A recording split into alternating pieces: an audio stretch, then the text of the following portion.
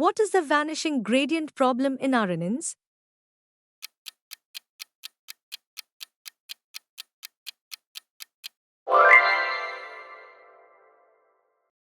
Which type of layer allows information to be passed from one step to the next in an RNN?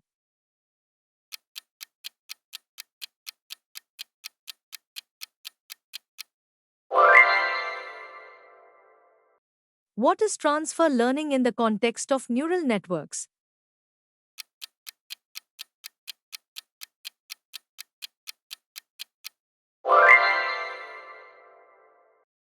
Which part of a pre-trained model is usually fine-tuned for a new task?